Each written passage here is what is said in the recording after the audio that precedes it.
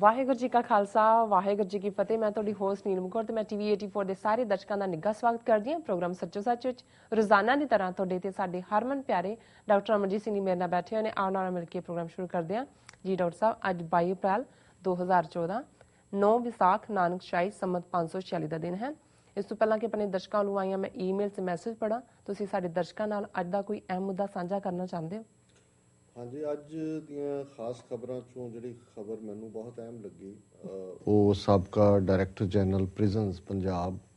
ਸ਼ਸ਼ੀ ਕਾਂਤ ਉਹਨਾਂ ਵੱਲੋਂ ਇੱਕ ਪ੍ਰੈਸ ਕਾਨਫਰੰਸ ਕਰਕੇ ਕੀਤੇ ਗਏ ਇੰਕਸ਼ਾਫ ਨੇ ਜੀ। ਸ਼ਸ਼ੀ ਕਾਂਤ ਦਾ ਨਾਂ ਕੋਈ ਨਵਾਂ ਨਹੀਂ ਹੈ ਪੰਜਾਬ ਜਾਂ ਸਿੱਖ ਹਲਕਿਆਂ ਨਾਲ ਸੰਬੰਧਿਤ ਲੋਕਾਂ ਲਈ ਜੀ। ਉਹਨਾਂ ਨੇ ਪੰਜਾਬ ਦੇ ਵਿੱਚ ਡਰੱਗ ਮਾਫੀਏ ਦੇ ਖਿਲਾਫ ਬੜੀ ਜ਼ੋਰਦਾਰ ਮੁਹਿੰਮ ਵਿੱਢੀ ਸੀ, ਪਰ ਜਦੋਂ ਫਿਰ ਸਿਆਸੀ ਮੌਸਮ ਸ਼ੁਰੂ ਹੋਇਆ ਉਹਨਾਂ ਨੇ ਆਮ ਆਦਮੀ ਪਾਰਟੀ ਜੁਆਇਨ ਕੀਤੀ ਤੇ ਫਿਰ ਪਿਛਲੇ ਕੁਛ ਦੇਰ ਤੋਂ ਇੱਕਦਮ ਚੁੱਪੀ ਵਰਤੀ ਹੋਈ ਸੀ, ਕਿਉਂਕਿ ਸਾਡੇ ਅੰਦਰੂਨੀ ਸਰੋਤਾਂ ਨੇ ਸਾਨੂੰ ਦੱਸਿਆ ਸੀ ਕਿ ਆਮ ਆਦਮੀ ਪਾਰਟੀ ਨੂੰ ਜਿਹੜਾ ਏਜੰਡਾ ਸ਼ਸ਼ੀ ਕਾਂਤ ਦੇ ਰਹੇ ਸੀ ਕਿ ਪੰਜਾਬ ਦੇ ਵਿੱਚ ਉਹਨਾਂ ਦੇ ਉਮੀਦਵਾਰ ਜਿਹੜੇ ਨੇ ਉਹ ਡਰੱਗ ਮਾਫੀਏ ਨੂੰ ਆਧਾਰ ਬਣਾ ਕੇ ਹੀ ਚੋਣ ਮੁਹਿੰਮ ਚਲਾਉਣ, ਉਹ ਗੱਲ ਬਹੁਤੀ ਉਹਨਾਂ ਦੀ ਮੰਨੀ ਨਹੀਂ ਗਈ ਜੀ। ਔਰ ਇਸ ਤੋਂ ਇਲਾਵਾ ਕੁਝ ਹੋਰ ਜਿਹੜੇ ਆਮ ਆਦਮੀ ਪਾਰਟੀ ਦੇ ਇੱਕ ਦੋ ਨੁਮਾਇੰਦੇ ਪੰਜਾਬ 'ਚ ਨੇ, ਕੈਂਡੀਡੇਟ ਵੀ ਨੇ, ਉਹ ਕਨਕਨ ਵੀ ਭਰਦੇ ਰਹੇ ਸ਼ਸ਼ੀ ਕਾਂਤ ਦੇ ਖਿਲਾਫ ਉੱਪਰਲੀ ਲੀਡਰਸ਼ਿਪ ਦਾ, ਤੇ ਉਹ ਨਿਰਾਸ਼ ਹੋ ਕੇ ਪਿੱਛੇ ਹਟ ਗਏ ਸੀ। ਇਸ ਲਈ ਉਹਨਾਂ ਦੇ ਨਾਲ ਸਾਡਾ ਵੀ ਰਾਬਤਾ ਨਹੀਂ ਸੀ ਹੋ ਸਕਿਆ ਜੀ। ਪਰ ਅਚਾਨਕ ਜਿਹੜਾ ਉਹਨਾਂ ਨੇ, ਜਿਹਨੂੰ ਅੰਗਰੇਜ਼ੀ 'ਚ ਬੰਬ ਸ਼ੈਲ ਕਹਿੰਦੇ ਨੇ, ਕਿਉਂਕਿ ਜਿਹੜਾ ਉਹਨਾਂ ਨੇ ਵੱਡਾ ਧਮਾਕਾ ਕੀਤਾ, ਉਹ ਉਹਨਾਂ ਨੇ ਇੱਕ ਪ੍ਰੈਸ ਕਾਨਫਰੰਸ ਕਰਕੇ ਦੋ ਜਿਹੜੇ ਮੁੱਦੇ ਨੇ ਜਾਂ ਦੋ ਇਸ਼ੂ ਨੇ ਉਹਨਾਂ ਤੋਂ ਪਰਦਾ ਚੁੱਕਿਆ ਜੀ। ਕਿਉਂਕਿ ਉਹ ਲੰਬਾ ਵਕਤ ਤੋਂ ਕਹਿੰਦੇ ਰਹੇ, ਟੀਵੀ 84 ਨਿਊਜ਼ 'ਚ ਇੰਟਰਵਿਊਜ਼ 'ਚ ਵੀ ਉਹਨਾਂ ਨੇ ਕਿਹਾ ਕਿ ਉਹਨਾਂ ਨੇ 2007 ਦੇ ਵਿੱਚ 98 ਜਾਂ 99 ਬੰਦਿਆਂ ਦੀ, ਜਿਨ੍ਹਾਂ ਦੇ ਵਿੱਚ ਪੋਲੀਟੀਸ਼ੀਅਨ, ਪੁਲਿਸ ਆਫੀਸਰ, ਬਿਊਰੋਕਰੈਟ ਔਰ ਡਰੱਗ ਸਮਗਲਰ ਸ਼ਾਮਲ ਸੀ, ਉਹ ਲਿਸਟ ਦਿੱਤੀ ਸੀ ਪ੍ਰਕਾਸ਼ ਸਿੰਘ ਬਾਦਲ ਨੂੰ, ਕਿਉਂਕਿ ਇਹ ਉਹ ਸਾਲ ਸੀ ਜਦੋਂ ਕਿ ਉਹ ADGP ਸਨ, additional director general police intelligence ਦੇ। ਔਰ ਉਹਨਾਂ ਨੇ ਕਿਹਾ ਵੀ ਬਾਦਲ ਨੇ ਉਦੋਂ ਉਹਦੇ ਤੇ ਕੋਈ ਕਾਰਵਾਈ ਨਹੀਂ ਸੀ ਕੀਤੀ। ਸੋ ਹੁਣ ਫਿਰ ਉਸ ਸੰਬੰਧੀ ਉਹ ਹਾਈ ਕੋਰਟ ਦੇ ਵਿੱਚ ਵੀ ਗਏ। ਮੈਨੂੰ ਨਹੀਂ ਪਤਾ ਕਿ ਵੀ ਹਾਈ ਕੋਰਟ 'ਚ ਕੇਸ ਦਾ ਕੀ ਸਟੇਟਸ ਹੈ, ਪਰ ਮੈਨੂੰ ਲੱਗਦਾ ਹੈ ਵੀ ਹੋ ਸਕਦਾ ਹਾਈ ਕੋਰਟ ਨੂੰ ਵੀ ਇਹਨਾਂ ਨੇ ਪ੍ਰਭਾਵਿਤ ਕਰ ਲਿਆ ਹੋਏ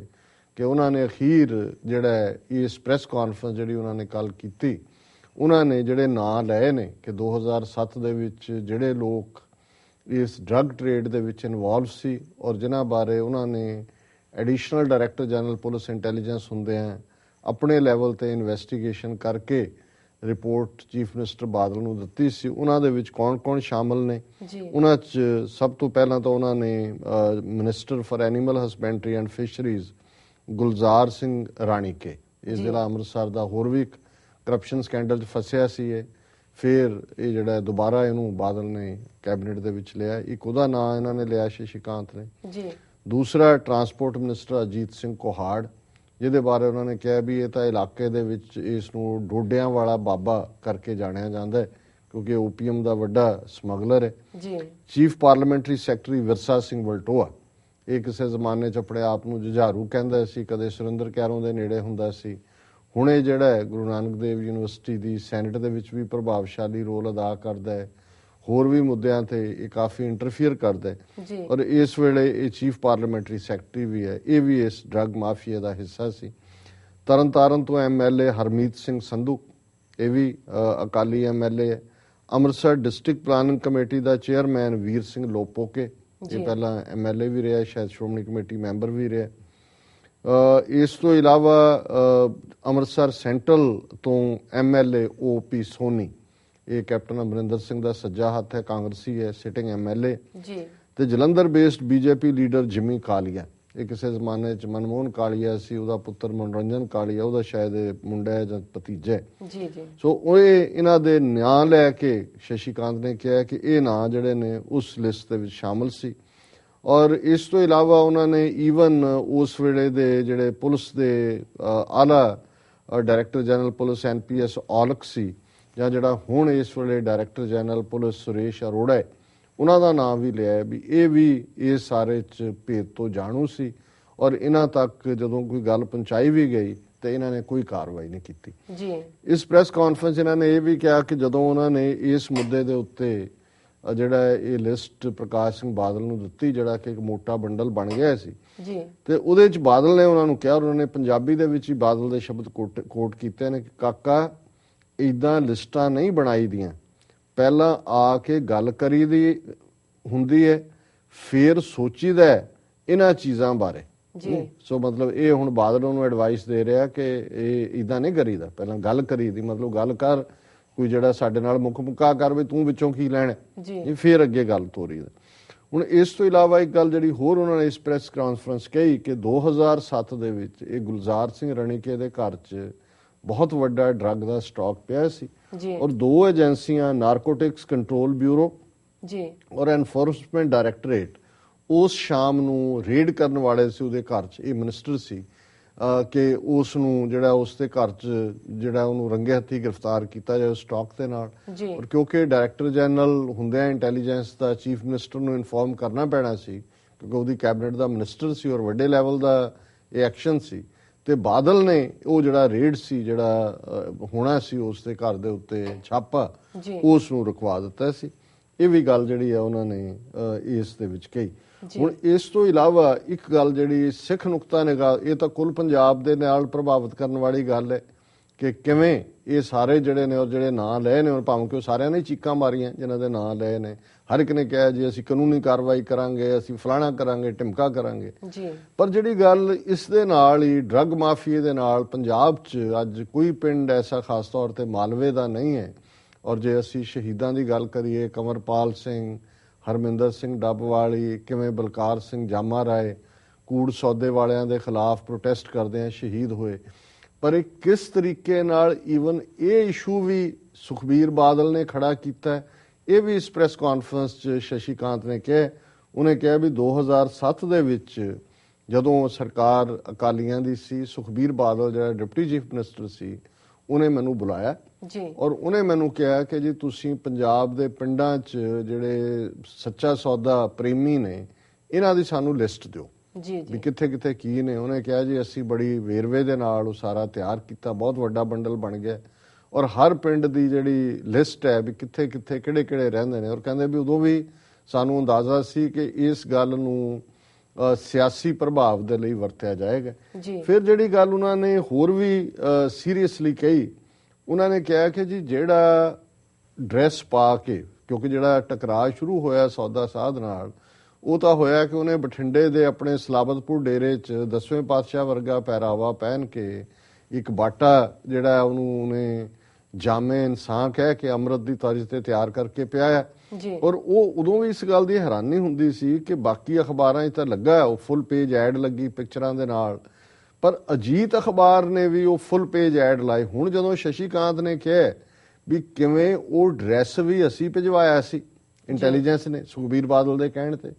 ਔਰ ਉਹ ਫੋਟੋਆਂ ਵੀ ਅਸੀਂ ਲਈਆਂ ਸੀ ਔਰ ਕਿਵੇਂ ਇਹਨੂੰ ਪਬਲਿਸਾਈਜ਼ ਕੀਤਾ ਸੀ, ਹੁਣ ਇਸ ਗੱਲ ਦੀ ਸਮਝ ਆਉਂਦੀ ਹੈ ਵੀ ਅਜੀਤ ਜਲੰਧਰ ਦੇ ਵਿੱਚ ਇਹ ਫੁੱਲ ਪੇਜ ਐਡ ਜਿਹੜੀ ਹੈ ਉਹਦੇ ਉਸ ਪਹਿਰਾਵੇ ਵਾਲੀ ਕਿਵੇਂ ਲੱਗੀ ਸੀ। ਸੋ ਉਹਨੇ ਕਿਹਾ ਕਿ ਜੀ ਮੈਨੂੰ ਇਸ ਗੱਲ ਦਾ ਵੀ ਅਫਸੋਸ ਹੈ ਕਿ ਜਿਹੜਾ ਪੰਜਾਬ ਦੇ ਵਿੱਚ ਇਹ ਸੌਦਾ ਸਾਧ ਔਰ ਸਿੱਖਾਂ ਦੇ ਨਾਲ ਟਕਰਾਅ ਦੀ ਲਾਈਨ ਸ਼ੁਰੂ ਹੋਈ,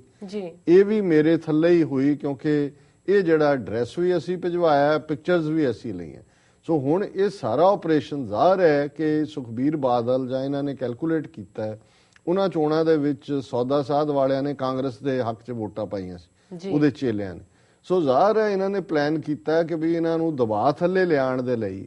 ਜਿਹੜਾ ਕੁਛ ਨਾ ਕੁਛ ਐਸਾ ਕੀਤਾ ਜਾਏ ਕਿ ਸਿੱਖ ਇਹਨਾਂ ਦੇ ਮਗਰ ਪੈ ਜਾਣ ਤੇ ਇਹ ਜਿਹੜੇ ਨੇ ਜਾਂ ਤਾਂ ਵੋਟਾਂ ਪਾਉਣੋਂ ਹਟ ਜਾਣ ਕਾਂਗਰਸ ਨੂੰ, ਤੇ ਜਾਂ ਜਿਹੜਾ ਇਹਨਾਂ ਨੂੰ ਚੁੱਪ ਕਰਾ ਦਿੱਤਾ ਜਾਏ ਔਰ ਇਹਨਾਂ ਦੀ ਤਾਕਤ ਨੂੰ ਖਤਮ ਕਰ ਦਿੱਤਾ ਜਾਏ। ਸੋ ਹੁਣ ਇਸ ਤੋਂ ਵੱਧ ਕੇ ਤਾਂ ਹੋਰ ਕੋਈ ਸਬੂਤ ਨਹੀਂ ਚਾਹੀਦਾ। ਹੁਣ ਇਹ ਅਕਾਲੀ ਦਲ ਦਾ ਪ੍ਰਧਾਨ ਹੈ ਅੱਜ, ਕਿ ਜਿਸ ਨੇ ਆਪਣੀ ਕੌਮ ਦਾ ਘਾਣ ਕਰਾਉਣ ਦੇ ਲਈ ਆਪਣੇ ਛੋਟੇ ਸਿਆਸੀ ਹਿੱਤਾਂ ਦੀ ਖਾਤਰ ਉਹਨਾਂ ਨੂੰ ਜਿਹੜਾ ਪਹਿਲਾਂ ਇਹ ਲੋਕ ਪ੍ਰਮੋਟ ਕਰਦੇ ਰਹੇ, ਕਿਉਂਕਿ ਪਿਕਚਰਸ ਨੇ ਕਿ ਕਿਵੇਂ ਪਿਓ ਪੁੱਤਰ ਜਾ ਕੇ ਉਹਦੇ ਸਰਸੇ ਉਹਦੇ ਡੇਰੇ 'ਚ ਪੈਰਾਂ 'ਚ ਬੈਠੇ ਹੋਏ ਨੇ। ਔਰ ਜਦੋਂ ਉਹਨਾਂ ਨੂੰ ਲੱਗਾ ਕਿਸੇ ਸਟੇਜ ਤੇ ਕਿ ਵੀ ਇਹ ਸਾਡੀ ਥਾਂ ਕਾਂਗਰਸ ਦੇ ਹੱਕ 'ਚ ਭੁਗਤ ਰਹੇ ਨੇ, ਤੇ ਫਿਰ ਉਹਨੂੰ ਉਸ ਟ੍ਰੈਪ ਦੇ ਵਿੱਚ ਫਸਾਇਆ। ਉਸ ਪਹਿਰਾਵੇ ਦੇ ਨਾਲ ਬੰਦੇ ਏਜੰਸੀਆਂ ਦੇ ਨਾਲ ਲੱਗੇ ਹੁੰਦੇ ਨੇ। ਉਹਨੇ ਕਿਹਾ ਇਹ ਬੜੇ ਮਾਮੂਲੀ ਆਪਰੇਸ਼ਨ ਨੇ, ਅਸੀਂ ਕਰਦੇ ਹੁੰਦੇ ਆ ਏਜੰਸੀਆਂ ਵਾਲੇ। ਔਰ ਫਿਰ ਉਹਨਾਂ ਨੇ ਉਹੀ ਪਹਿਰਾਵਾ ਪਹਿਨਾ ਕੇ, ਜੇ ਸ਼ਸ਼ੀ ਕਾਂਤ ਕਹਿੰਦਾ ਵੀ ਡਰੈਸ ਔਰ ਪਿਕਚਰ, ਔਰ ਹੁਣ ਅਜੀਤ ਦੇ ਵਿੱਚ ਉਸ ਦਾ ਲੱਗਣਾ।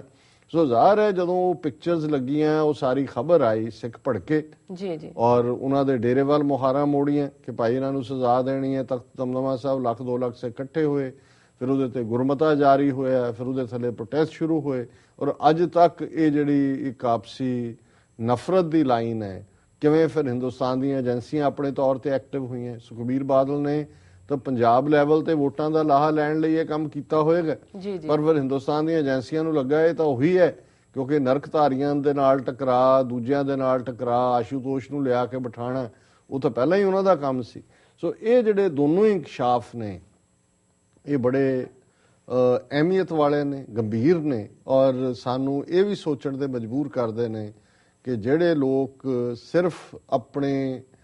ਕੁਨਬੇ ਦਾ ਜਾਂ ਆਪਣੇ ਟੱਬਰ ਦੀ ਪ੍ਰਮੋਸ਼ਨ ਦਾ ਏਜੰਡਾ ਲੈ ਕੇ ਤੁਰਦੇ ਨੇ, ਜਿਹੜੇ ਲੋਕ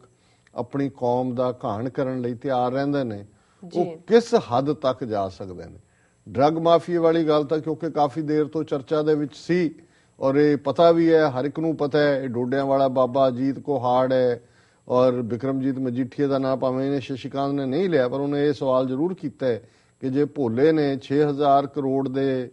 ਸਿੰਥੈਟਿਕ ਡਰੱਗ ਰੈਕਟ 'ਚ ਉਹਦਾ ਨਾਂ ਲਿਆ ਤੇ ਇਹਨਾਂ ਨੇ ਉਹਨੂੰ ਕਿਵੇਂ ਕਲੀਅਰੈਂਸ ਦੇ ਦਿੱਤੀ। ਪਰ ਇਹ ਜਿਹੜੇ ਮਿਨਿਸਟਰਾਂ ਦਾ ਅਕਾਲੀ ਪਾਰਲੀਮੈਂਟਰੀ ਕੋਈ ਚੀਫ ਪਾਰਲੀਮੈਂਟਰੀ ਵਿਰਸਾ ਬਟੋਆ,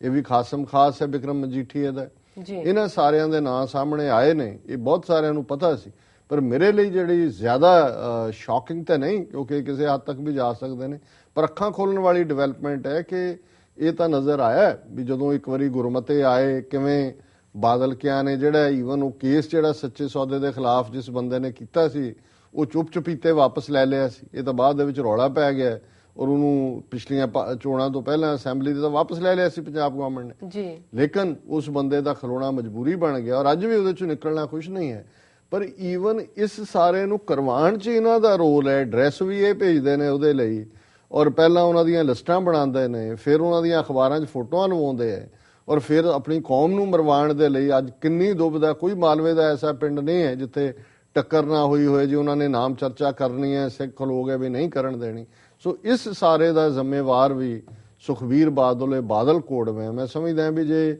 ਇਹੋ ਜਿਹੇ ਤੱਥ ਸਾਹਮਣੇ ਆਉਣ ਤੋਂ ਬਾਅਦ ਵੀ ਸਾਨੂੰ ਸਮਝ ਨਹੀਂ ਆਉਂਦੀ ਜਾਂ ਕੌਮ ਨੇ ਸੁੱਤੇ ਰਹਿਣਾ ਫਿਰ ਤਾਂ ਸਤਿਗੁਰ ਹੀ ਰੱਖ ਹੈ। ਪਰ ਇਹ ਬੜੇ ਅਹਿਮ ਇੰਕਸ਼ਾਫ ਨੇ ਔਰ ਅਸੀਂ ਸ਼ਸ਼ੀਕਾਂਤ ਜੀ ਦਾ ਮੈਂ ਸਮਝਦਾ ਵੀ ਸ਼ੁਕਰਗੁਜ਼ਾਰ ਹੈ। ਉਹਨਾਂ ਨੇ ਇਸ ਪ੍ਰੈਸ ਕਾਨਫਰੰਸ ਦੇ ਐਂਡ 'ਚ ਕਿਹਾ ਕਿ ਮੈਂ ਕੋਈ ਨਾ